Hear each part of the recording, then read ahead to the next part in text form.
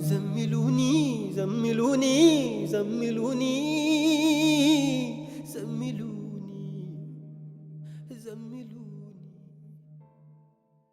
പ്രണയവും മരണവും ഒരുപോലെയാണ്.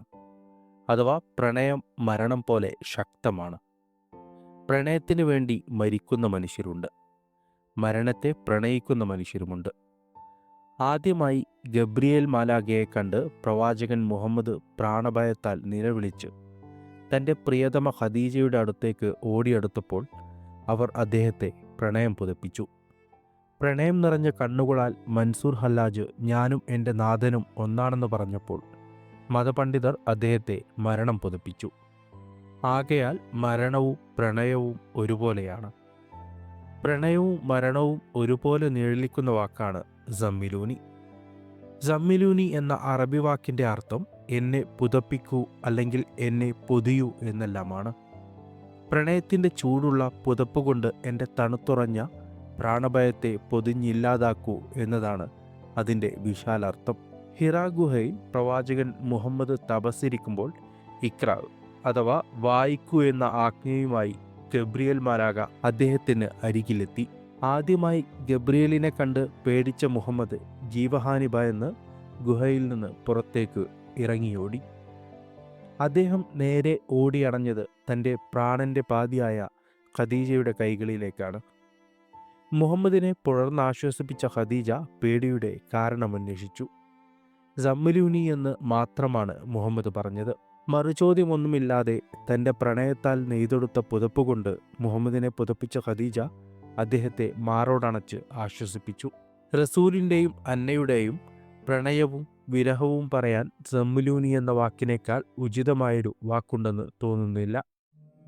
കിസകളിൽ ഇഷ്കിന്റെ അജബുകളോതിയ ഔലിയ പറഞ്ഞില്ല മൗത്താണ് മുഹബത്തെന്ന്. ഈ വരിയാണ് ഈ പാട്ടിലെ ഏറ്റവും ഇഷ്ടമുള്ള വരി. റഫീഖ് ഉമ്പാച്ചി എന്ന കവിയുടെ പ്രതിഭ വിളിച്ചോതുന്ന വരിയാണിത്. കഥകളിലൂടെ അനുരാഗത്തിൻ്റെ അത്ഭുതങ്ങൾ പറഞ്ഞു തന്ന ഗുരു പ്രണയമെന്നാൽ മരണമാണെന്ന് ഒരിക്കലും പറഞ്ഞു തന്നില്ല എന്നതാണ് ഈ വരികളുടെ നേരെയുള്ള വാക്കർത്ഥം. നോക്കൂ, മൗത്ത് എന്നാൽ മരണം, മുഹബത്ത് എന്നാൽ പ്രണയം. മലയാളത്തിലെന്ന പോലെ അറബിയിലും ഒരേ താളമാണ് ആ രണ്ട് വാക്കിനും. മരണം, പ്രണയം, മൗത്ത്, മുഹബത്ത്. സൂക്ഷ്മതയോടെ വാക്കുകളെ നെയ്തെടുക്കുകയാണ് ഉമ്പാച്ചി. ഇഷ്ക് എന്ന വാക്കിനെ അനുരാഗമെന്ന് പരിഭാഷപ്പെടുത്താൻ കഴിയുമോ എന്നറിയില്ല. അനുരാഗത്തേക്കാൾ കുറച്ചും കൂടെ ആഴമുള്ള വാക്കാണ് ഇഷ്ക്. പരബ്രഹ്മവുമായി വിലയം ചെയ്യുന്ന ആത്മാവിൻ്റെ അവസ്ഥയെ സൂചിപ്പിക്കുന്ന വാക്കാണ് ഇഷ്ക്. മുഹബത്ത് എന്ന വാക്കിനെ പ്രണയമെന്ന് തന്നെ പരിഭാഷപ്പെടുത്താൻ കഴിയും. മുഹബത്തിൻ്റെ അവസ്ഥ കഴിഞ്ഞാൽ മാത്രമേ ഒരാൾക്ക് ഇഷ്കിലെത്താൻ കഴിയുകയുള്ളൂ. മുഹബത്തിൽ തന്നെ നിന്നുപോയാൽ അത് അയാളുടെ മരണമാണ്. ആലമിലിരവും പകലും ആപത്തിന്റെ തിരപൊന്തും ബഹർ മുഹബത്ത് ഖൽബോ മുസീബത്ത് എന്ന സ്റ്റാൻസ മലയാളീകരിക്കുമ്പോൾ രാവെന്നോ പകലെന്നോ ഇല്ലാതെ ആപത്തിൻ്റെ തിര ഉയരുന്ന കടലാണ് പ്രണയം. ഹൃദയമോ സദാ കലുഷിതവും. ഇങ്ങനെയാണ് അർത്ഥം വരിക. അക്കരെ നിന്റെ കാണോത്ത്. ഈ വരികൾ ഷഹബാസ് അമന്റെ ശബ്ദത്തിൽ കേൾക്കുമ്പോൾ മറ്റൊരു ലോകത്തെത്തിയ പോലെയാണ് തോന്നാറ്. ഇക്കരെ ഇക്കരെ നമ്മുടെ മുഹബത്തിന്റെ മയ്യത്ത്. അക്കരെ നിന്റെ കല്യാണം നടക്കുമ്പോൾ ഇക്കരെ നമ്മുടെ പ്രണയത്തിൻ്റെ ശവമടക്കാണ് നടക്കുന്നത്. എന്റെ കൽബദിന്നു മക്ബറ മക്ബറ മക്ബറ. എൻ്റെ ഹൃദയമാണ് ആ പ്രണയത്തിൻ്റെ സ്മാരക സൗധം എന്നാണ് ഈ സ്റ്റാൻസയുടെ അർത്ഥം. മക്ബറ എന്ന് പറഞ്ഞാൽ സ്മാരക സൗധത്തേക്കാൾ കുറെ കൂടെ ആഴമുള്ള വാക്കാണ്. നിത്യേനെ സ്മരിക്കപ്പെടുന്ന, ആരാധിക്കപ്പെടുന്ന, പ്രകീർത്തിക്കപ്പെടുന്ന ശവകുടീരങ്ങൾ സ്ഥിതി ചെയ്യുന്ന ഇടമാണ് മക്ബറ. മരണത്തെയും പ്രണയത്തെയും സൂചിപ്പിക്കുന്ന വാക്കുകൾ മാറി മാറി കോർത്താണ് റഫീഖ് ഈ മനോഹര വരികൾ തീർത്തിരിക്കുന്നത്.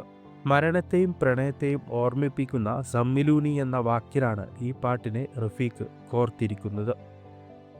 ഓരോ തവണ കേൾക്കുമ്പോഴും കൂടുതൽ കൂടുതൽ ആഴങ്ങളിലേക്ക് വീഴ്ത്തുന്ന പാട്ടാണ് എനിക്ക് സമ്മിലൂനി. നഷ്ടപ്രണയത്തിൻ്റെ ഓർമ്മകളുടെ മറുതലക്കൽ തലതാഴ്ത്തി കൂനിപ്പിടിച്ചിരിക്കുമ്പോൾ അകലെ നിന്ന് ഷഹബാസ് പാടുന്നു. അക്കരെ നിന്റെ കാനോത്ത്, ഇക്കരെ ഇക്കരെ നമ്മുടെ മുഹബത്തിന്റെ മയ്യത്ത്. എന്റെ കൽബതിന്നു മക്ബറ മക്ബറ മക്ബറ. സമ്മിലൂനി സമ്മിലൂനി സമ്മിലൂനി സമ്മിലൂനി.